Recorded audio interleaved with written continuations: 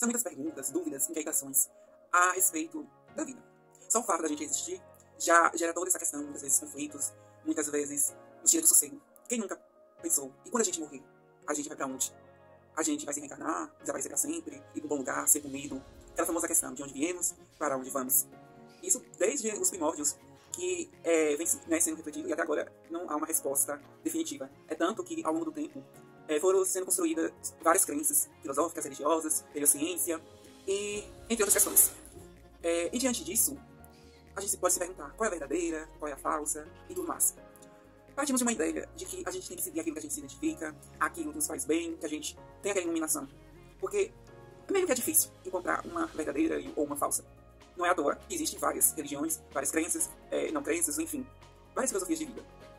E a questão é essa. É você seguir aquilo que te faz bem e seguir princípios. Mesmo que muitas vezes, querendo ou não, em muitas crenças tenhamos princípios que, levando para uma concepção mais humanista, mais progressista, são meio preconceituosas e tudo mais, não interferir na vida do outro. Você não é obrigado a aceitar, a concordar com determinadas ações.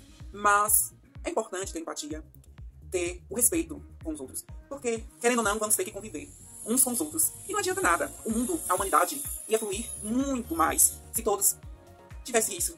Né? Pelo menos uma parte dessa questão na sua mentalidade. Né? De seguir aquilo que acredita, mas respeitar o outro. Partindo dessa ideia, desses conflitos, dessas implicações, muitas vezes, né, tem aquela questão dos preconceitos, intolerâncias, violência, caos, conflitos, guerras, que poderiam ser evitadas, né, se as pessoas aprendessem a ter empatia. Uma palavra tão simples, mas um significado que na prática é bem complexo. Com tantas coisas, fome, miséria, violência, e muitas vezes as pessoas se preocupam com coisas tão desnecessárias, que é obrigar outra pessoa a seguir aquele pensamento. Por quê? Porque nós seres humanos tem aquela coisa de o que eu sigo, o que eu penso é o certo, e os outros devem seguir também. E é isso que causa toda uma questão de revolta, de destruição na nossa própria humanidade. Existem vários pensamentos, é uma diversidade, é uma gama de culturas, de crenças. Isso nos faz ser únicos na natureza. Mas, por conta disso, da questão do poder, daquela questão da verdade absoluta, faz com que a gente nos destrói. Né? A humanidade está se destruindo por conta disso. Porque desde o princípio é isso. Um quer impor aqueles valores a outro.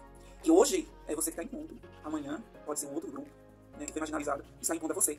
Ao mesmo que não esteja impondo a você, você está impondo às suas gerações. Né? A gente vê isso, as religiões são assim.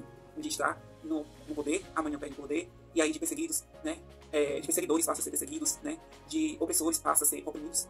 E é assim que acontece. E se a gente não ficar atento, assim vai continuar. E é esse o nosso futuro. E partindo dessa ideia, existe algo, né, a partir de tudo isso, para a gente ter uma base, um horizonte, existe algo que está acima de tudo, né, e de todos na minha concepção, que é o quê? O vazio. Tudo o que a gente pensar, tudo o que a gente pode ter como sentido, como lógica, ou até como subjetividade, está dentro dessa existência que parte do vazio. Então, uma determinada crença, né, não tem como todas as crenças estar certas, mas não importa. O importante é você ser feliz e curtir a vida. Não é só existir, é viver. Então, o vazio, ele está acima de tudo.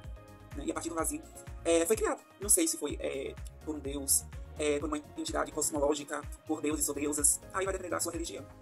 Mas esse vazio, ele nos faz refletir de que, vamos supor, uma religião esteja certa.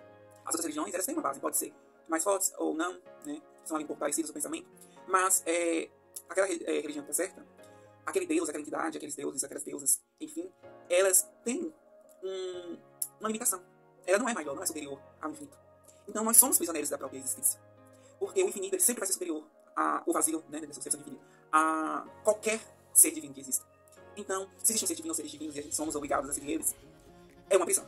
A gente fica numa prisão e a gente é obrigado a seguir determinadas coisas que a gente pode até pensar em algumas crenças ditadores nos opõem a fazer.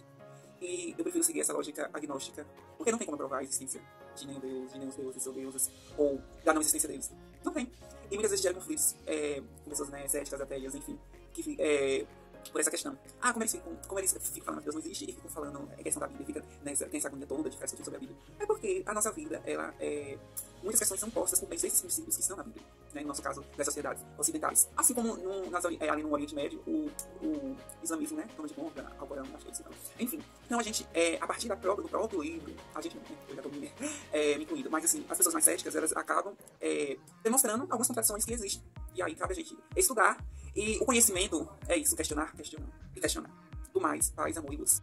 Mas essa é a minha forma de pensar. E existem várias outras formas.